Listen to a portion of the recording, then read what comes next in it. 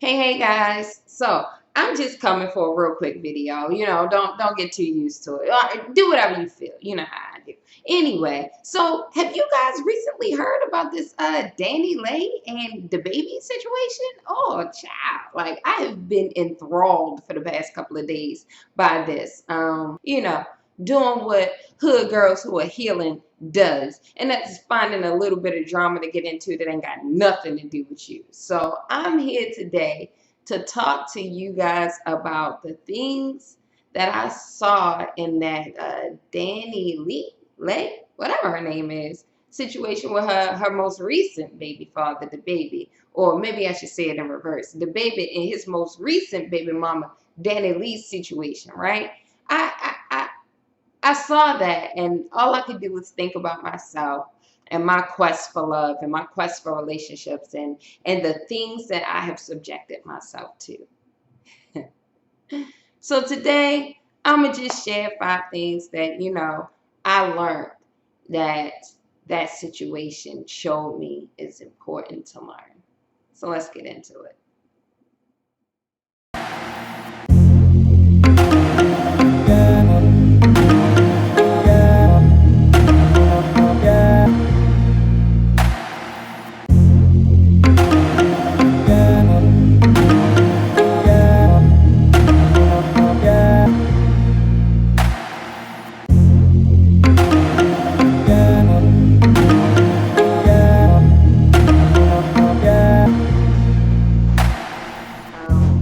I don't know, sometimes other people's drama tickles me. But what has really hooked me about this situation, though, is how much growth I have made in my life. As I saw this relationship and, the back and forth of it, I'm so grateful that when I was younger, the interwebs was not what the interwebs are today. But I definitely had a moment as I was looking at and digesting and processing their situation from afar. Because again, I'm not going to profess that I know anything, these people, what's going on. But what I do know are patterns. And what I do pay attention to is how people move. And I sat there and it just started to take me back down memory lane of all of the things that I've done to, just try to fix relationships. The first thing that popped in my head was that assets do not fix toxic relationships. Like if you're already in trouble before you start acquiring things with this person, having more responsibilities with this person don't make it better. Now I'm putting it like that, but my aunties and them used to say, baby, having that baby ain't gonna keep that man. And what they were saying to me in so many words was, if he don't want to stay now, he ain't going to stay then. For me, I was like, well, if I make you have responsibilities to me, then you are forced to be here with me. No, he's forced to take care of those responsibilities if he's a decent human being. As I was watching some of the videos, old boy said perfectly, my children are not a marketing ploy. And that is a thing that a lot of us need to acknowledge when we are engaging with other people. If you create another person, that's it. That you just created another person. That's it, and that's all. Like, he ain't forced to do nothing with me for the most part. And a lot of people always come at me when I talk about situations like this, and they go, Regina, you don't have kids, so you don't understand what you're talking about. Just because I don't have kids don't mean that I didn't make a decision about kids in regards to a man, because I have. I knew that trying to have a child or two to keep a man who didn't even know what he really wanted to do with me was not the move. I didn't know why it wasn't the move, but it wasn't the move.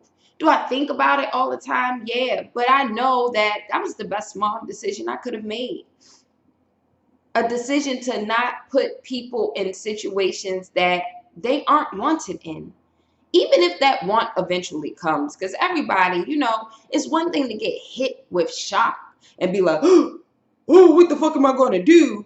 But to say you don't want somebody and be adamantly stood on the fact that not only do I not want you, I don't want the vessel that brought you here. This was a mistake. Those are powerful things, powerful sentiments. They can be overcame, but those are real things that need to be paid attention to, because it does speak to at least the soil that you're going to, grow some shit in. I learned that about myself. And I realized that in my past, I wanted to, kind of force people to stay with me. But you can't force people to choose you. No matter what you give them, no matter what y'all have together, like, you could break a lease, you could break a contract, you could co-parent with a person. Like, nothing keeps a person around if they don't want to be around. Yeah, yo, we gotta choose how we engage with one another better, so we can make sure that when we do create people, we're not creating them in chaotic soil. The second thing this situation kind of made bubble up in me that I learned about myself, especially along my quest for love, like, because I do want to love, and there's a particular way that I want to love. And there are certain things that, along this quest, I've been allowing myself to, I don't want to say fold on, but I've been allowing myself to not make deal breakers, right?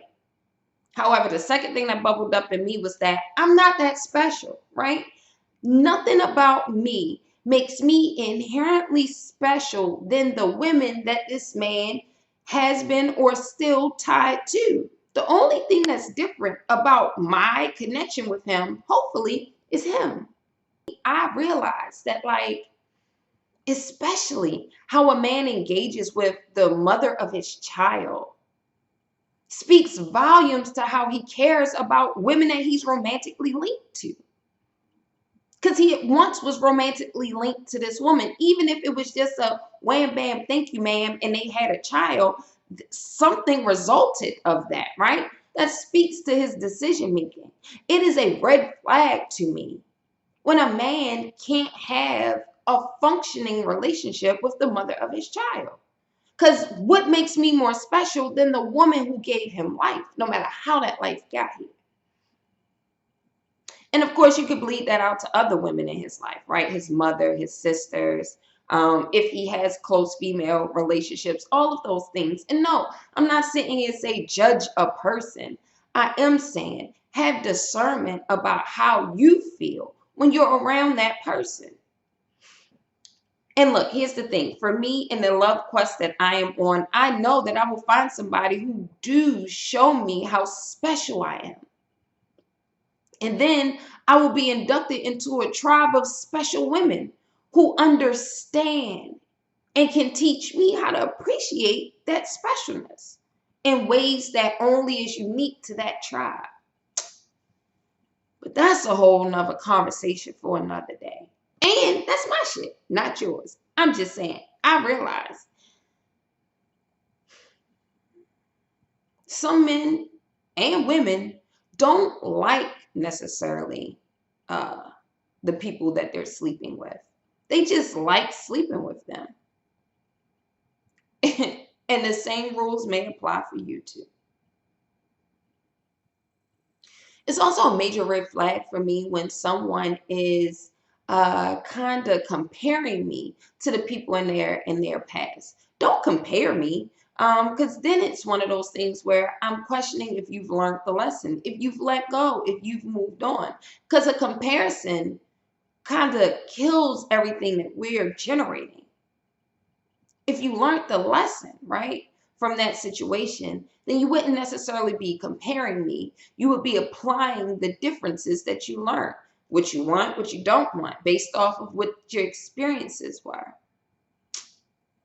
Man, sometimes we think we doing that, or we're saying that, or we're conveying those type of things, and what ultimately all we're doing is just pouring out our baggage, our unresolved baggage. I had to realize that about myself as well when I was talking to men, when I was trying to intimately intertwine with them.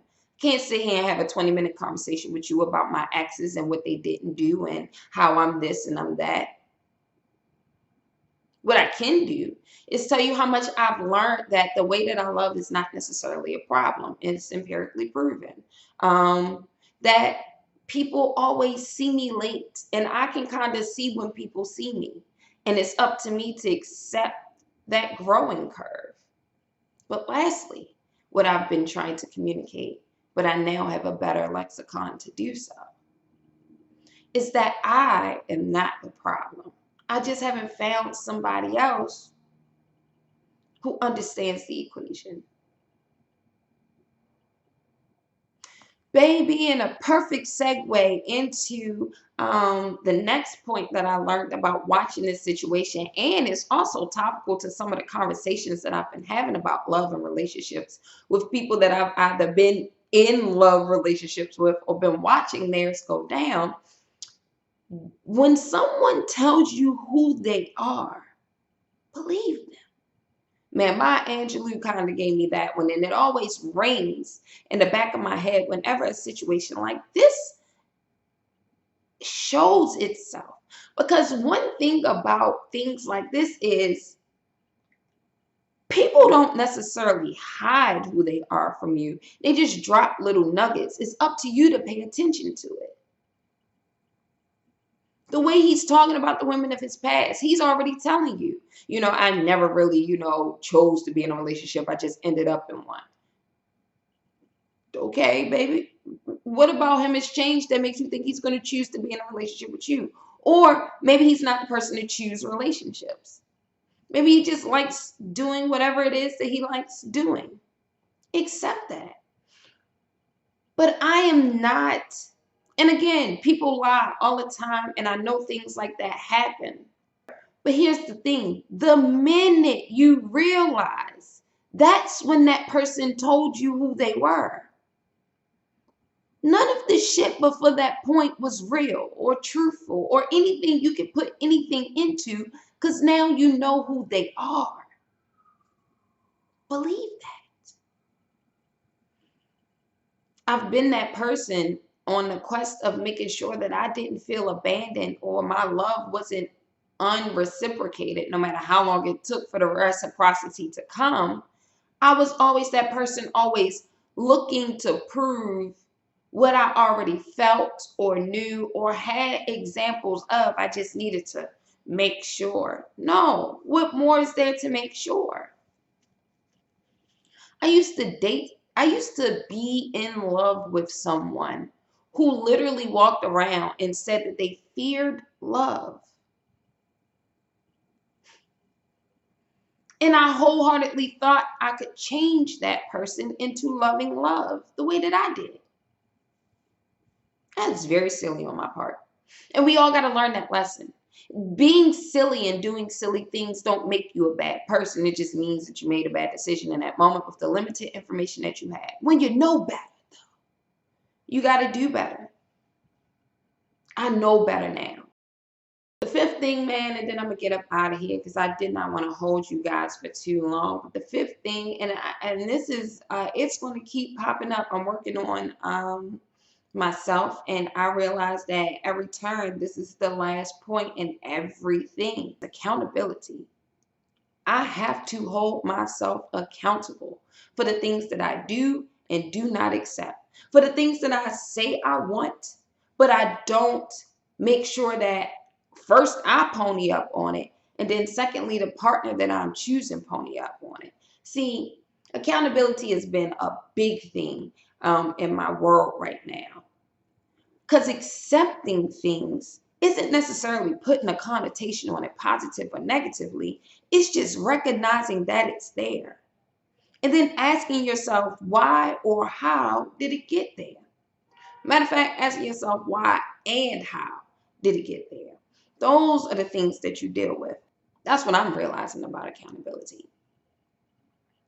In my love quest, I had to hold myself accountable that I was just loving people who reminded me of the things that I learned and being raised by a narcissistic mother. I had to realize that on my loving journey, I was trying to perpetuate some of the other conditioning things that I have taught, gravitated to, and held on to. I also had to accept when I wasn't done with the shits. Because that also happens. Recently, I had to tell myself, maybe 4 or 5 days ago, I had to say to myself, well, Regina, you are clearly not done with these shits in certain ways. So what boundaries are you going to put up? Because you're still going to be here dealing with this shit, whatever it was. For me, I had to hold myself accountable. I had to make better choices. I had to not keep choosing the same things that I knew hurt me, no matter how much I wanted it. But I can't, because I've come too far in my healing to allow that wound to bust open again. Boy, did you see how much blood I lost? Did you did you see how long the bounce back took? Hey, I can't afford another blow to the head like that. I don't know about you, but I ain't. Accountability is just literally being okay with where you are in the journey. That's powerful. It's graceful. It provides yourself grace in ways that we aren't used to necessarily seeing people give to themselves. Be okay with wherever you are in the fucking journey, y'all. Even if you are still in the thick of it, even if you on your way into the thick of it, be okay. Be okay with that. Because know that if you wasn't supposed to travel that ground, it wouldn't be under your feet. Child, I'm just a little hood girl at heart, and sometimes I just like to sit back and watch a little bit of Ratch. A little dose of Ratch in my diet. It keeps the spice of life going. Hell, I still add a little doses of Ratch into my life every here, now, and again. However, what I've learned is that, watching it and being a part of it are two totally different things. I no longer want to be a part of the things that I used to be a part of. I no longer choose the things that I used to choose. And I am okay with the fact that I used to and I don't anymore. Ain't nothing wrong with me for recognizing those things, for recognizing who I used to be, who I am now, and who I want to be. Man, all I know is that ultimately I'm on a healing journey. I ain't saying that's your story. I'm just saying that's mine. And from the part of someone else's story that I got to see and reflect on myself, I send a lot of empathy to that family. And I hope they figure it out. Because some way, somehow, we all got to. No matter what the fuck it is. So that's all I got for you guys. But as always, I leave you with a lot of light. Because there's always light at the end of every tunnel, no matter how long it is. As always, guys, I leave you with a lot of life. Because along this journey, we all are hitting some of the same milestones, roadblocks, and turnabouts. Keep going, though. And most importantly, and with everything I muster in me, I leave you guys with a lot of love. Because the love that you give to me, I give back to you 1,000,000 times over.